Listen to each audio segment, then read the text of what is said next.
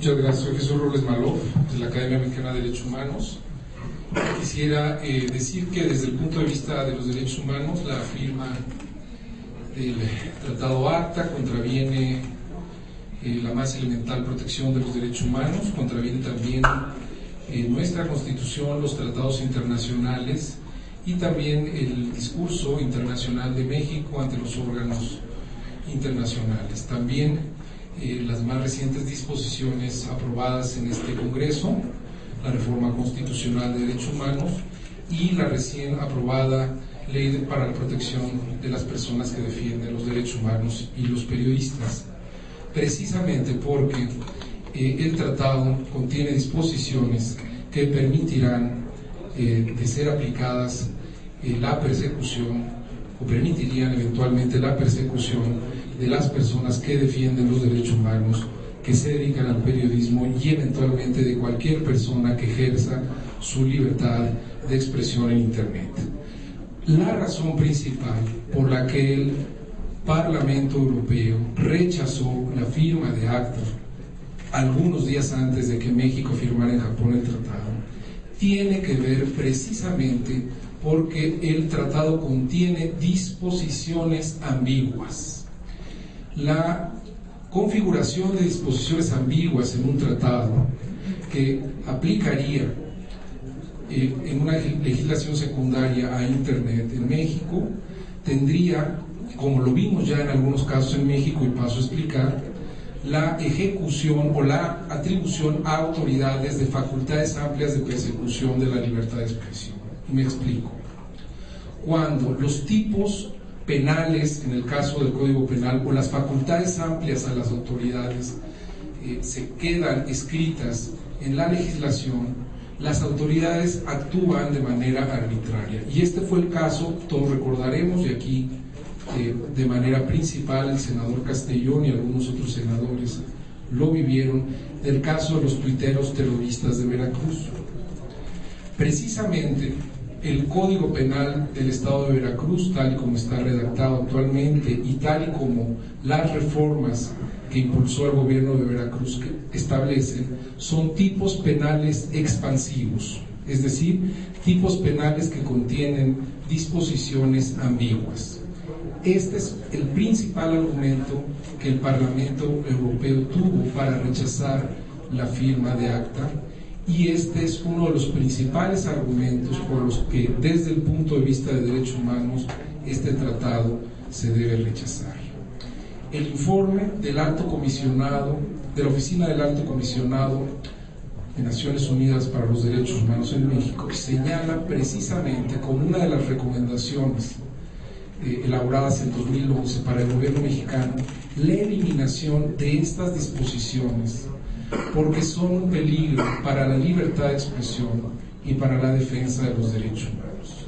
Concluyo pues diciendo que es un contrasentido total que México haya avanzado en la eliminación progresiva de estas disposiciones expansivas que dan a las autoridades un amplio margen donde la arbitrariedad y el autoritarismo se puede gestar, y ahora, en contrasentido a esta tendencia, el gobierno mexicano las pretende introducir a través de ACTA. Actualmente en la Suprema Corte, la Comisión Nacional de Derechos Humanos se encuentra litigando la famosa Ley Duarte, esta reforma de la que hablaba el Código Penal de Veracruz. Por lo tanto, no existe una justificación en el contexto actual de los derechos humanos para que México suscriba este tratado. Gracias.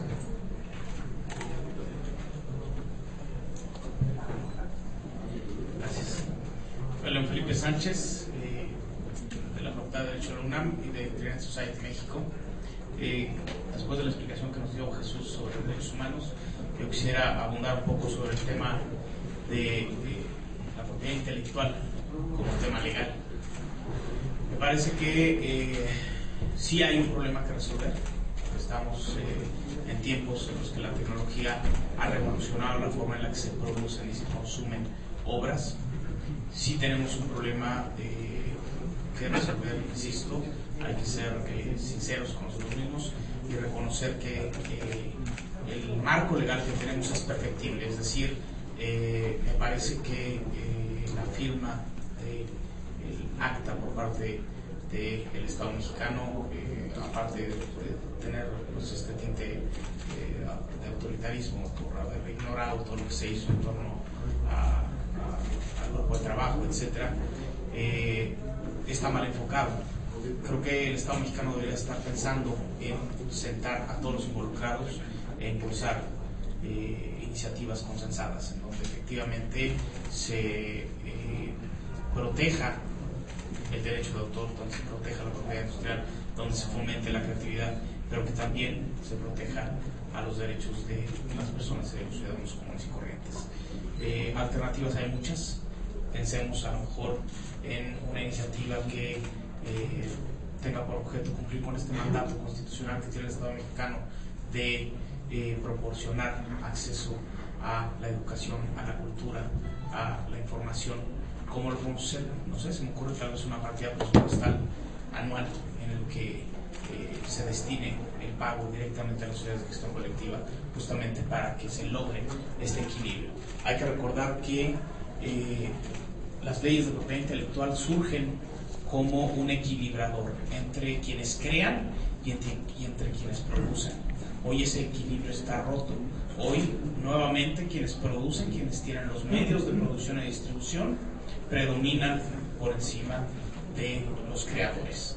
Los creadores, desafortunadamente, son los que menos beneficio tienen con leyes como las que actualmente están vigentes, y en este sentido me parece que sí deberíamos estar preocupados por proteger mejor a nuestros creadores, por proteger, obviamente, a la ciudadanía en general y buscar estas alternativas que resuelvan el problema de legalidad en cuanto al uso y acceso de contenidos, no solo en Internet, sino en medios analógicos, y también ver qué iniciativas que puedan poner en peligro, dado el lenguaje ambiguo que manejan, derechos como acceso a la salud y a medicamentos económicos, pues tampoco están en la trayectoria de un mejor país hacia el que creo que todos aspiramos. Entonces sí, creo que el exhorto sería hacia la legislatura que está por entrar en septiembre de este año, para que pues hagamos un trabajo conjunto, nos sumemos, que nos tomen en cuenta y que sentemos a todos los que pudieran verse afectados o beneficiados en un momento dado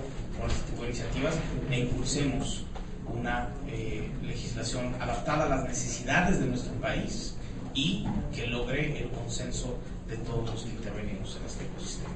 Gracias. Gracias a León Felipe Sánchez. Vamos a José Antonio. Antonio Martínez Velázquez, de la Asociación Artículo 19. El día de hoy, como asociación, lanzamos un posicionamiento que refrenda el análisis legal que hicimos llegar al Senado durante los grupos de trabajo.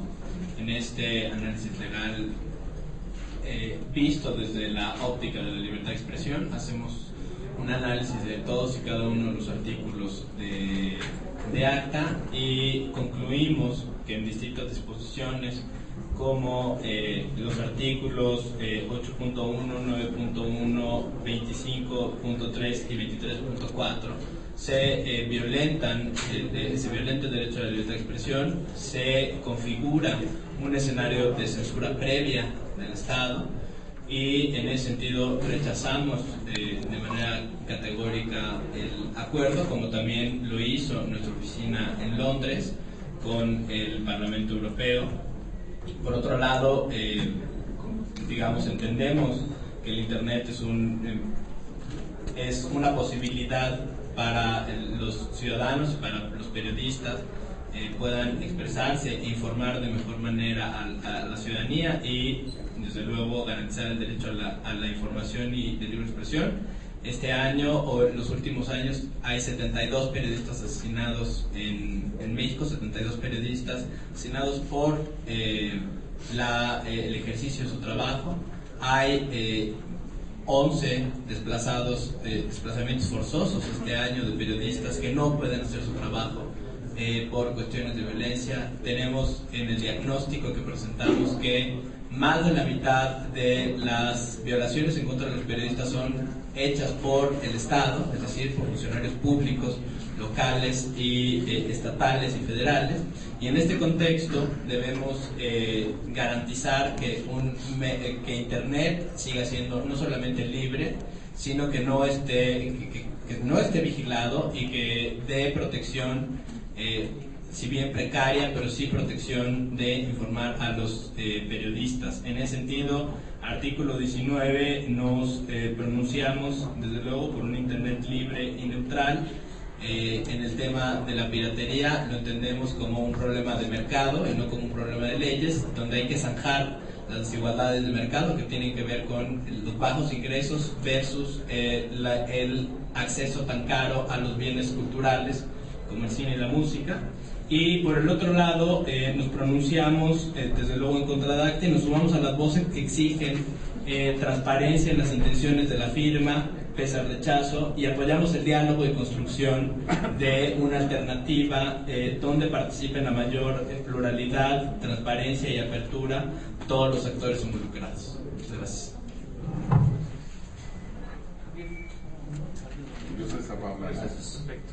Muchas gracias, senador. Muchas gracias a todos los que nos acompañan y nos ven. Dentro de la industria de la Internet, tecnologías de información y comunicaciones, debemos reiterar que en todo momento estaremos en contra de la piratería y de cualquier ilícito que se cometa en la red. Sin embargo, tenemos que hacer una reflexión muy profunda de la situación actual de nuestro país en estos temas. Somos apenas 40.6 millones de mexicanos conectados, es decir, apenas 33% de tasa de penetración, comparado con el promedio de 50% de los posibles socios comerciales dentro de ACTA. Hacemos apenas una quinta parte del comercio electrónico que se hace en latitudes como por ejemplo en Brasil. O sea, ni siquiera en Latinoamérica somos punteros en este tema. No tenemos todavía ni siquiera un registro de las universidades e instituciones de educación que están conectadas a Internet y con qué velocidades, y mucho menos de aquellas instituciones de salud. Esa es la realidad de nuestro país.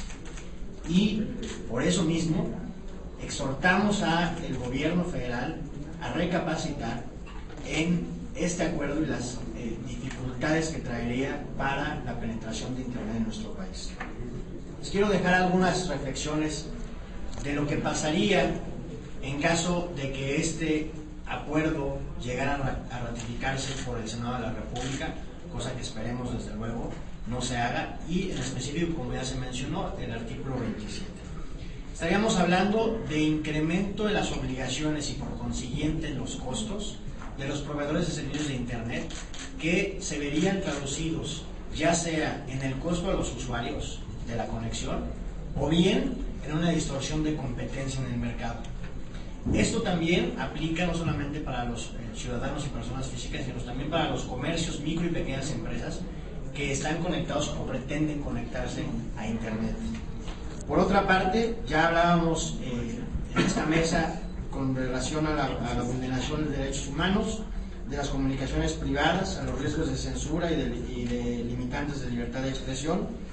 Y también como país tendríamos el riesgo de seguir fomentando la desconfianza que existe en los medios, en el medio Internet. De estos 40.6 millones de mexicanos que estamos conectados, solamente una tercera parte se puede catalogar como un usuario común, es decir, como un usuario con diversas actividades en la red. Y lo que nos manifiestan los usuarios de Internet en México es que aquellos que no son heavy users, es que no lo son por el hecho de la desconfianza, una desconfianza en muchos casos infundada, pero que con instrumentos como este de ACTA tendrían plena justificación, porque efectivamente se estarían vulnerando derechos que hoy día están consagrados en nuestra Carta Magna. Además de eso, tendríamos, como ya también se platicó en su momento en el Senado, tendríamos el riesgo de seguir ampliando la brecha digital que existe actualmente en nuestro país. Nuestra obligación es cerrar esa brecha digital, y con acuerdos como este estaríamos no solamente parando esta cierre de la brecha digital, sino ampliándola. Por estas razones, nosotros reiteramos en este México de sorpresas, pero también de absurdos y de sinsentidos, que la industria de Internet debe de seguir creciendo en nuestro país para colocar a nuestro país de lleno en la sociedad de la información y del conocimiento. No estamos en favor de la piratería y nunca lo estaremos, ni tampoco de ningún ilícito que se fomenta en la red, pero tampoco estamos en favor de ningún tipo de medida arcaica y anacrónica que eventualmente pretenda aplicarse en nuestro entorno digital. Por eso nosotros nos manifestamos en contra, al menos de la ratificación en la parte del artículo 27 de este tratado, y reiteramos nuestro compromiso de diálogo con los usuarios y con la industria del país, así como con las autoridades. Muchísimas gracias.